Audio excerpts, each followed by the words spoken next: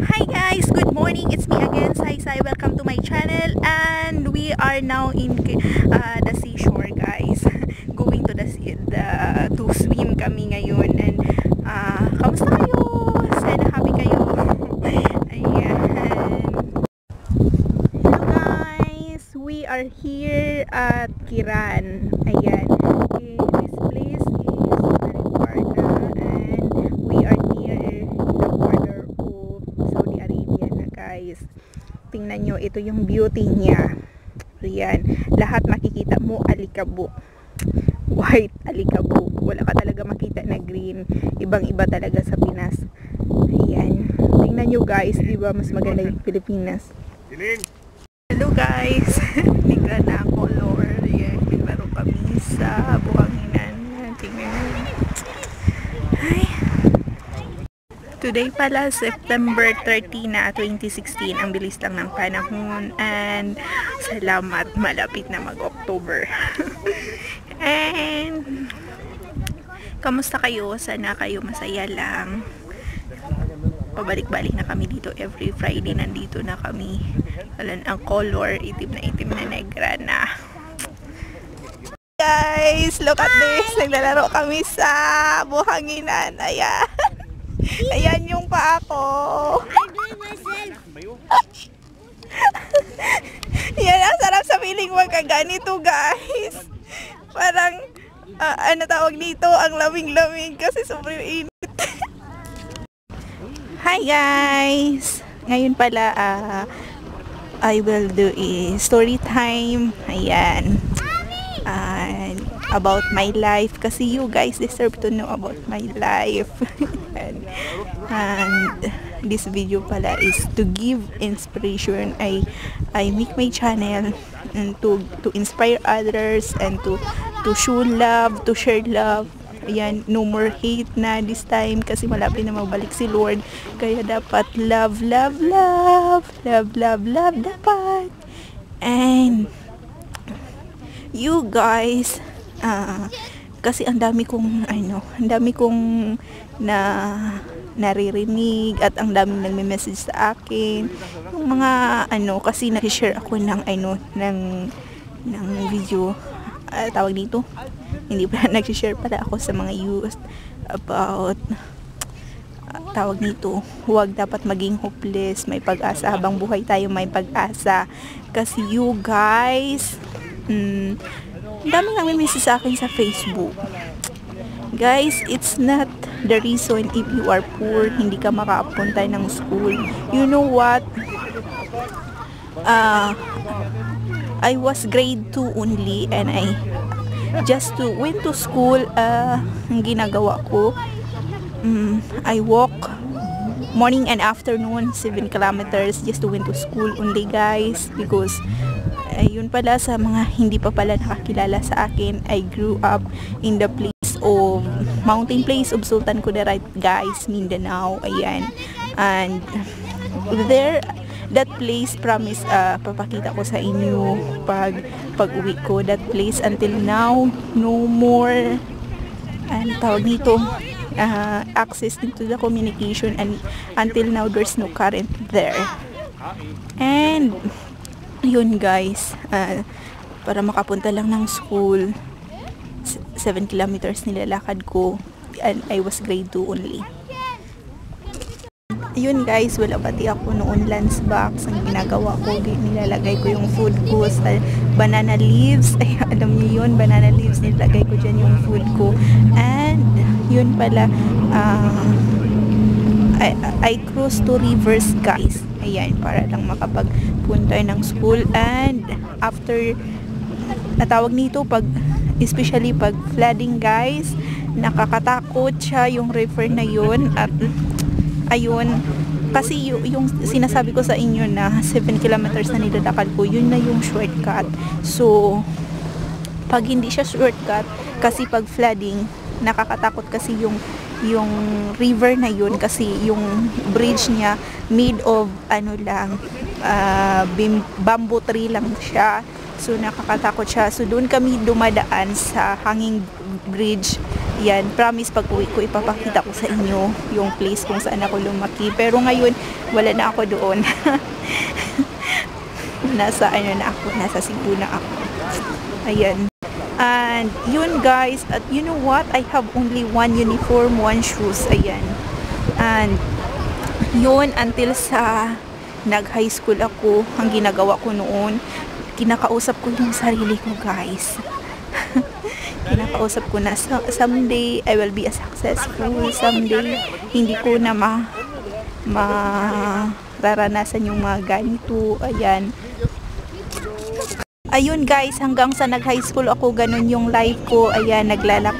Pero nung high school pala ako, nag-dorm na pala kami. Kasi pala, hindi ko pala nakwento, nakalimutan ko na. Kasi pala, ganun yung mga experience namin guys. Kasi yun nga sabi ko doon sa last video na I have 4 brothers na namatay sa cancer of the blood and 1 sister. Kaya yun, our money, our all properties goes to the hospital.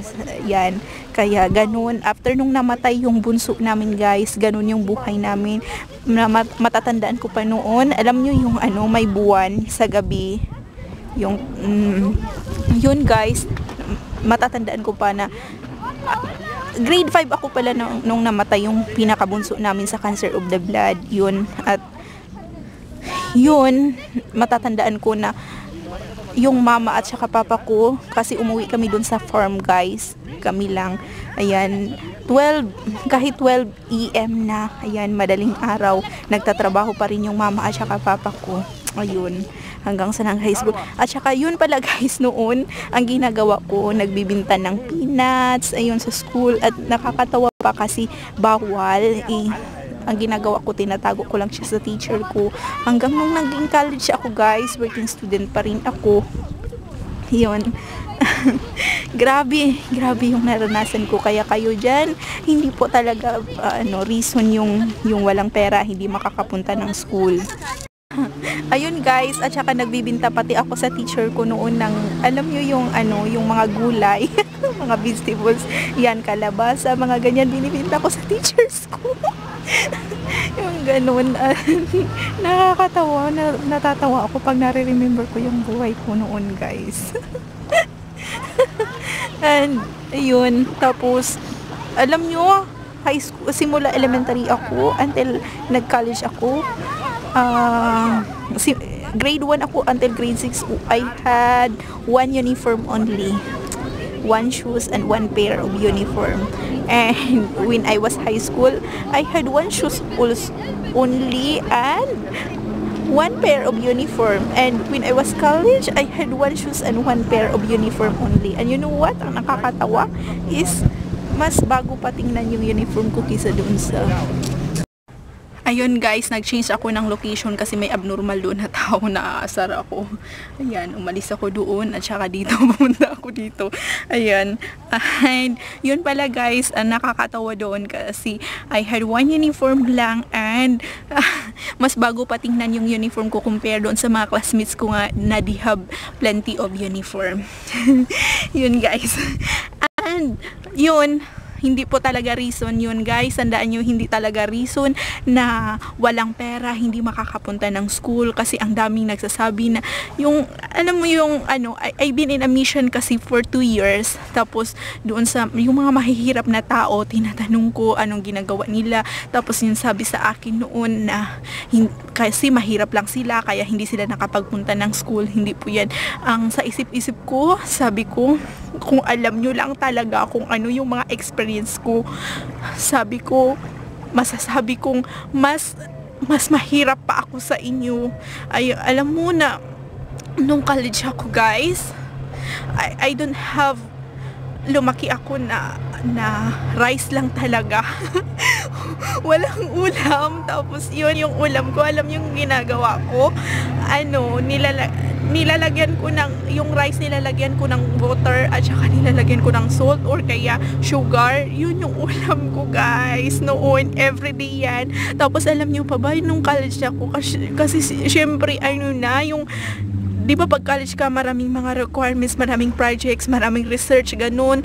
And Mas inuuna ko yun kaysa sa pagkain ko. Pag wala akong pagkain guys, gutom na gutom ako. Every time na gutom ako, na ma-feel ko na I am very, very hungry talaga. Alam niyo yung ginagawa ko, umiinom lang talaga ako ng water. At saka, I'm so thankful pala na I had classmate, her name is Cheryl Lumapa. I was second year college nung matatandaan ko na wala na. For 1 week talaga, I don't have rice, I don't have food. Alam nyo, ang kilo ng bigas noon is 22 pesos. Ayun, binigyan niya ako ng 50 pesos. At saka yun, thank you talaga na nakabili ako ng 2 kilos na rice. And alam nyo guys, grabe, naiiyak na ako. Sorry talaga guys. Alam nyo, for 2 weeks na noon, nawala talaga akong bigas. Yun, at saka yung time na yun, examination pa talaga. Nanghihina na talaga ako. Every time na gutom ako, umiinom lang ako ng water. Ayun, kaya sa ngayon na panahon guys, mas mahirap noon sa amin. Yung cellphone ko noon, ano lang siya, tawag nito yung Nokia na ano ba yun, nakalimutan ko na, basta yung pinakaluma noon, walang mga internet. At saka yun guys, nakagagawa ako ng paraan. Ang gusto ko na iparating sa inyo ngayon, hindi po reason na you don't have money or your parents can't able to send you to school, you cannot go to school. Hindi po yan reason. I want to challenge you na gawa kayo ng paraan sa ngayon na panahon guys. Marami na talagang ways na makakahanap kayo ng pera. Ayan. Guys, let me know in the comments below if you want me to do a video on how to make money on the internet guys. Ayan, I want to share kasi yun nga, sabi ko, I made this channel talaga na to inspire people, to show hope to the people. Ayan, and to show love. Ayan, love. Ayan. Yun guys, na hindi po reason na gaano ka man kahirap, hindi mo ma-achieve yung mga dreams, goals and mo sa life mo. Hindi po talaga yan reason. Ayan, kasi we can change our future even though we cannot change our past talaga, but we can change our future guys. So yun guys, let me know in the comment section below guys, if you want to make a video regarding on how to make money on the internet guys. I love to share it with you kung ano yung mga na-experience ko, kasi I don't want someone na hindi makakagraduate dahil lang sa mahirap sila, kasi as in super mahirap talaga kami, lumaki na as in super mahirap. Pero ayun, I am so proud na napagtapos ko yung sarili ko dahil na din sa mga prayers, sa tulong din ng mga mahal ko sa buhay. Yun guys, and thank you so much guys for watching. Hope you learned from this video, from my story. Ayan, and don't forget to like this video guys. Please give me a big thumbs up to this video, and please don't forget me on my next video guys, and please subscribe below if you're not yet subscribed guys. Please subscribe below, and tawag nito, my social media down guys in the description box if you want me to follow.